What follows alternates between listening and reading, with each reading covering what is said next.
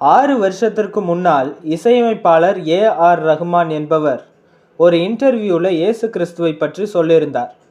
அந்த காட்சிகளை இப்போது இந்த திரையில நீங்க பாருங்க. நம்ம பேட்டியோட கடைசி பகுதிக்கு வந்துட்டேன். அதாவது, இந்த உலகத்துல நீங்க சந்திக்க ஆசைப்படும் நபர் யார்? என்னுடைய வாழ்க்கையில suppose if I'm alive, that there is a prediction that Jesus Christ is going to come back, and maybe I would love to meet him. நீங்கள் பார்த்த இந்த வீடியோவில் இன்டர்வியூல கேள்வி கேட்கக்கூடிய நபர் ஒருவர் இசையமைப்பாளர் ஏ.ஆர். ரஹ்மானிடம் உங்களுடைய வாழ்க்கையில் நீங்கள் சந்திக்க ஆசைப்படும் நபர் யார் என கேட்கிறார். அதற்கு ஏ.ஆர். ரஹ்மான் என்ன பதில் சொல்கிறார்? இயேசு கிறிஸ்து மீண்டும் வருவார் என கேள்விப்பட்டிருக்கிறேன், அவரை பார்க்க நான் ஆசைப்படுகிறேன் என சொல்லியிருப்பார். இப்படி இசையமைப்பாளர் ஏ.ஆர். ரஹ்மானுடைய பதிலை கேட்ட கிறிஸ்தவர்கள் அனைவரும் என்ன நினைக்கிறார்கள் என்றால், நாம் எப்படி இயேசுவின் வருகைக்காக காத்திருக்கிறோமோ அதே போலதான் இசையமைப்பாளர் ஏ.ஆர். ரஹ்மானும் காத்து கொண்டிருக்கிறார் என நினைக்கிறார்கள். இப்படி கிறிஸ்தவர்கள் நினைப்பது தவறு. ஏன் தெரியுமா? இசையமைப்பாளர் ஏ.ஆர். ரஹ்மான் என்பவர் முதலாவது ஒரு கிறிஸ்தவர் அல்ல, அவர் ஒரு இஸ்லாமியர், அதாவது அவர் ஒரு முஸ்லிம். பொதுவாக கிறிஸ்தவத்திலும் இஸ்லாமிலும் இயேசு கிறிஸ்து மீண்டும் இந்த உலகத்திற்கு திரும்ப வருவார் என்கிற நம்பிக்கை இருக்கிறது. ஆனால் இப்படிப்பட்ட நம்பிக்கையானது கிறிஸ்தவத்திலும் இஸ்லாமிலும் வேறுபடுகிறது. அதென்ன வேறுபாடு என்பதை இப்போது நாம் பார்க்கலாம். முதலாவது, கிறிஸ்தவத்தில் என்ன நம்பிக்கை இருக்கிறது? சிலுவையில் மரித்த இயேசு கிறிஸ்து 3ஆம் நாளில் உயிரோடு எழுந்து பரத்துக்கு எடுத்து கொள்ளப்பட்டதற்கு பின்பதாக அவர் ஒரு நாள் இந்த உலகத்திற்கு வருவார்.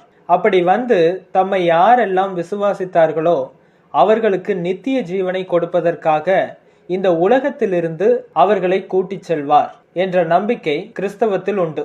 ஆனால் இதே போல நம்பிக்கை இஸ்லாத்தில் இல்லை. இஸ்லாமியர்கள் என்ன நம்புகிறார்கள்? இரண்டாவது, இஸ்லாமியர்களுடைய நம்பிக்கை என்ன?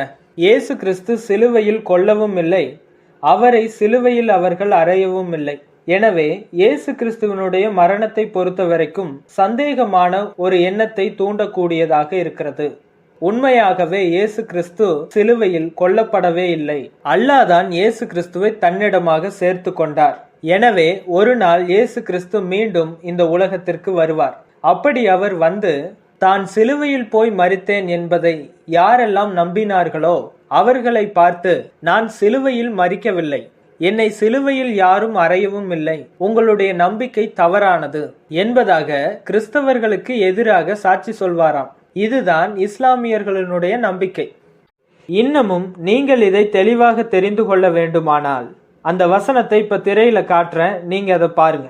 சூரா அத்தியாயம் 4 வசனம் 157 159 வரை உள்ள வசனங்களை வாசிக்கிறேன்.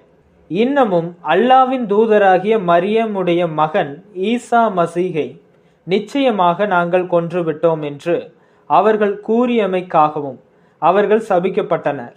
அவரை அவர்கள் கொல்லவும் இல்லை, அவரை சிலுவையில் அவர்கள் அறையவும் இல்லை.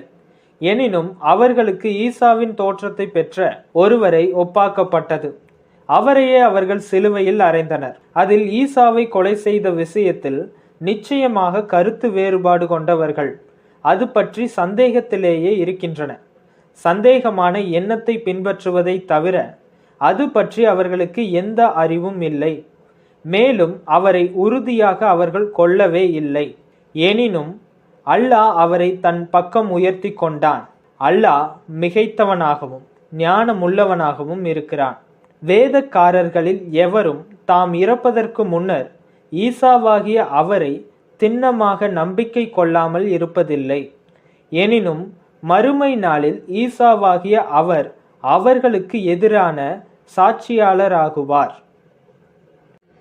எனவே இசையமைப்பாளர் ஏ.ஆர். ரஹ்மான் அவர்கள் இயேசு கிறிஸ்து மீண்டும் வருவார், அவரை பார்க்கத்தான் நான் ஆசைப்படுகிறேன் என சொன்னது இஸ்லாமியர்களுடைய வேதமான குரானில் இயேசு கிறிஸ்துவனுடைய 2ஆம் வருகையை பற்றி என்ன எழுதப்பட்டுள்ளதோ அந்த நம்பிக்கையின்படிதான் அந்த இன்டர்வியூல இயேசு கிறிஸ்து மீண்டும் வருவார், அவரை நான் பார்க்க ஆசைப்படுகிறேன் என சொன்னாரே தவிர கிறிஸ்தவர்களின் நம்பிக்கைப்படி அவர் சொல்லவில்லை.